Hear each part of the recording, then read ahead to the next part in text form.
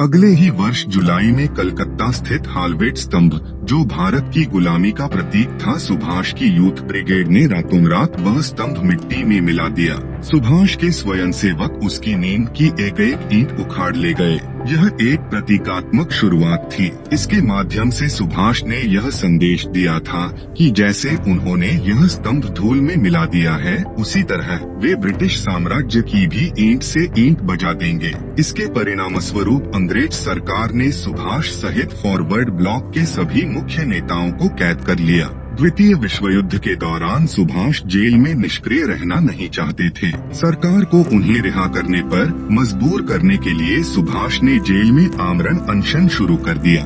हालत खराब होते ही सरकार ने उन्हें रिहा कर दिया, मगर अंग्रेज सरकार यह भी नहीं चाहती थी कि सुभाष युद्ध के दौरान मुक्त रहें। इसलिए सरकार ने उन्हें उनके ही घर पर नजरबंद करके बाहर पुलिस का कड़ा पहरा बिठा दिया। नजरबंदी से निकलने के लिए सुभाष ने एक योजना बनाई। 16 जनवरी 1941 को वे पुलिस को चकमा देते हुए एक पठान मोहम्मद जियाउद्दीन के वेश में अपने घर से निकले। शरद बाबू के बड़े बेटे शिशिर ने उन्हें अपनी गाड़ी से कोलकाता से दूर झारखंड राज्य के धनबाद जिले गोमोह तक पहुंचाया। गोमोह रेलवे स्टेशन, वर्तमान में नेताजी सुभाष चंद्र बोस जंक्शन, गोमोह से फ्रंटियर मेल पकड़कर वे पेशावर पहुंचे। पेशावर में उन्हें फॉरवर्ड ब्लॉक के एक सहकारी मियां अकबर शाह मिले। मियां अकबर शाह ने उनकी मुलाकात कीर्ति किसान पार्टी के भगतराम तलवार से करा दी।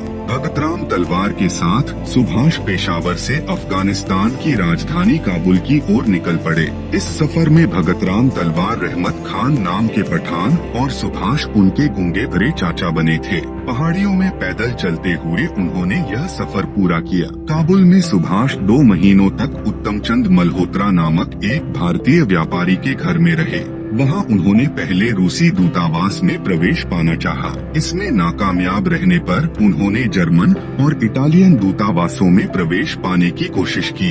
इटालियन दूतावास में उनकी कोशिश सफल रही। जर्मन और इटालियन दूतावासों ने उनकी सहायता की। आखिर में आर्लैंडो मैजोंटा नामक इटालियन व्यक्ति बनकर सुभाष काबुल से निकलकर रूस की राजधानी मॉस्को होते हुए जर्मनी की राजधानी बर्लिन पहुँचे। बर्लिन में सुभाष सर्वप्रथम रिबेनट्रोप जैसे जर्मनी के अन्य नेताओं से मिले। उन्होंने जर्मनी में भारतीय स्वतंत्रता संगठन और आजाद हिंद रेडियो की स्थापना की। इसी दौरान सुभाष नेताजी के नाम से जाने जाने लगे।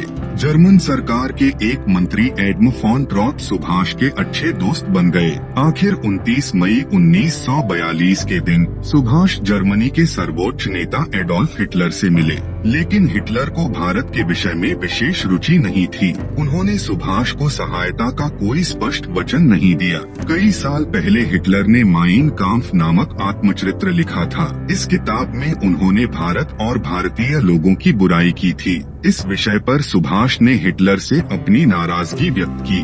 हिटलर ने अपने किए पर माफी मांगी और माइन काम्फ के अगले संस्करण में वह परिच्छेद निकालने का वचन दिया। अंत में सुभाष को पता लगा कि हिटलर और जर्मनी से उन्हें कुछ और नहीं मिलने वाला है।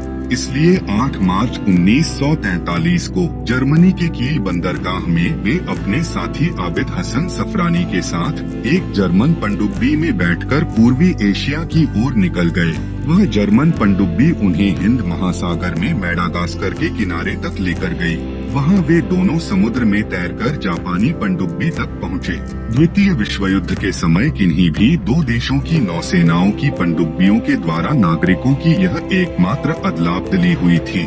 यह जापानी पनडुब्बी उन्हें इंडोनेशिया के पादान बंदरगाह तक पहुंचा कर आई। पूर्वी एशिया पहुंचकर सुभाष ने सर्वप्रथम वयोवृद्ध क्रांतिकारी रासबिहारी बोस से भारतीय स्वतंत्रता परिषद का नेतृत्व संभाला। सिंगापुर के एडवर्ड पार्क में रासबिहारी ने स्वेच्छा से स्वतंत्रता परिषद का नेतृत्व सुभाष को सौंपा था। जापान के प्रधानमंत्री जनरल हिदेकी तोजो ने नेताजी के व्यक्तित्व से प्रभावित होकर उन्हें सहयोग करने का आश्वासन दिया। कई दिन पश्चात नेताजी ने जापान की संसद डायट के सामने भाषण दिया। 21 अक्टूबर 1943 के दिन नेताजी ने सिंगापुर में आरजी हुकूमत आजाद हिंद स्वाधीन भारत की अंतरिम सरकार की स्थापना की। वे खुद इस सरकार के राष्ट्रपति, प्रधानमंत्री और युद्ध मंत्री बने। इस सरकार को कुल 9 देशों ने मान्यता दी। नेताजी आजाद हिंद फौज के प्रधान सेनापति भी बन गए।